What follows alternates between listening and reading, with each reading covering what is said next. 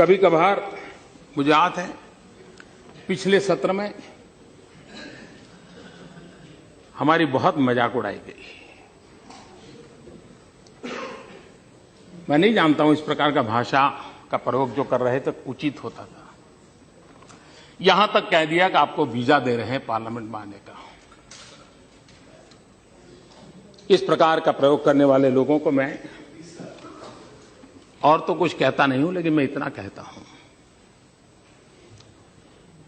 अंतर्राष्ट्रीय स्थानों पर कुछ काम निर्धारित होते हैं जिसको करने पड़ते हैं।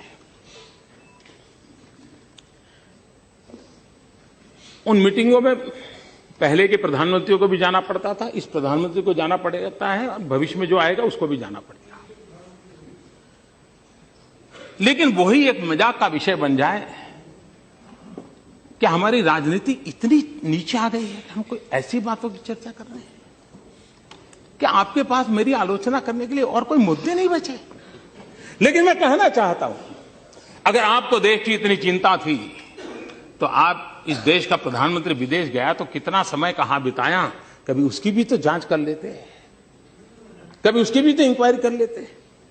मैं आज कहना चाहता हूं जी, मैं जापान गया तो जापान मेरे कार्यक्रम में मैंने एक कार्यक्रम क्या जोड़ा, मैं वहां एक नोबेल लॉरिएट साइंटिस्ट याकामाहा को मिलने गया। क्यों?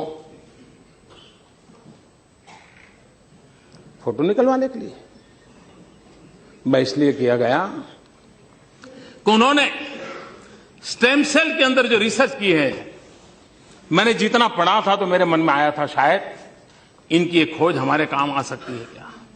क्योंकि मैं जानता हूं मेरे देश के आदिवासी, उन आदिवासियों को परंपरागत रूप से सिकल सेल की भयंकर बीमारी से जूझना पड़ रहा है, और सिकल सेल की बीमारी कैंसर से भी भयंकर होती है। जिन्होंने सिकल सेल की बीमारी वालों के विषय में पूछा है तो पता चलेगा ये कितनी पीड़ादायक होती है और पीढ़ी दर पीढ़ी चलती है। अभी तक उसकी कोई दवाई नहीं मिली है। एक आशा लगी है कि स्टेम सेल के द्वारा सिकल सेल की बीमारी से मुक्ति हो जाए। हम गए तो वहां गए, उनसे चर्चा की, और बेंगलोर के हमारे साइंस इंस्टीट्यूट के साथ आज उस दिशा में हमारा काम हो रहा है कि स्टेम सेल्स के द्वारा हमारे युवा साइंटिस्ट कुछ खोज करें। मेरे आदिवासी भाइयों को पीढ़ी दर पीढ़ी जो परेशानियों से जिंदगी गुजारनी पड़ती है उससे वो बाहर आए। हम ऑस्ट्रेलिया गए, G20 समिट में गए। हम कहां गए? मैं उस किसानों के साइंटिस्ट, एग्रीकल्चर साइंटिस्टों को मिलने गया, उनके लैब में गया जिन्होंने प्रति हेक्टर ज्यादा चना उगाने का और सबसे खराब धरती पर चना उगाने का सफल प्रयोग किया था, रिसर्च किया था। कहीं पढ़ा था मैंने, मेरे मन में पढ़ा था, मैं उनके पास गया। हमारे देश को पल्सिस में हम बहुत पीछे हैं। देश को पल्सिस की जरूरत है। गरीब आदमी को न्यूट्रिशन फूड के लिए प्रोटीन जरूरत है। हमारे देश के गरीब को प्रोटीन मिलता है दाल में से, पल्सिस में से मिलता है। अगर हमारा किसान अच्छी मात्रा में पल्सिस पैदा कर सकता है, अगर प्रति हेक्टर ज्यादा पल्सिस पैदा कर सकता है तो उसको भी अच्छी आय मिलेगी और हमारे गरीब का भी भला होगा।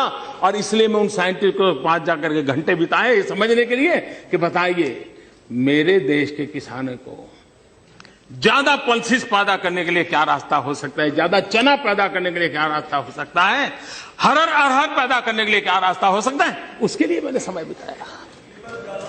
मैं एक और साइंटिस्ट के पास गया, इस बात के लिए गया मिलने के लिए कि उन्होंने केले में कुछ नई खोज की थी। मैं समझना चाहता, मुझे पूरा पता नहीं था, तो मैं ऐसे ही चला गया उनके पास, उनके साथ बैठा, उनकी लैब देखी, उनके प्रयोग देखे। उन्होंने केले में न्यूट्रिशन वैल्यू बढ़ाने में बहुत सफलता पाई है, अधिक विटामिन को पाने की सफलता पाई है। केला ये अमीरों का फल नहीं है मेरे भाइयों बहनों, केला एक गरीब से गरीब का फल होता है। अगर केला उसमें न्यूट्रिशन वैल्यू बढ़ता है, विटामिन अगर ज्यादा अच्छे मिलते हैं और इस प्रकार की खोज के साथ केला बनता है तो मेरे देश का गरीब से गरीब व्यक्ति केला खाएगा, उसको ज्यादा ताकत मिलेगी। अगर विदेश जाते हैं तो इस काम के लिए जाते हैं। देश का गरीब हमारे दिमाग में होता है, देश का आदिवासी हमारे दिमाग में होता है, देश का किसान हमारे दिमाग में होता है, और दुनिया में जो भी अच्छा है, जो मेरे देश के गरीबों के काम आए, उसको लाने की एक तड़प होती है। उस तड़प के लिए हम कोशिश करते हैं, और इसलिए समय का सदुपयोग करते हुए हम किस प्रकार से हमारे देश को आगे ले जाएं, उसके लिए सोचते हैं, उसी को लिए करते रहते हैं, उसी पर हम करने के लिए कोशिश प्रयास करते हैं।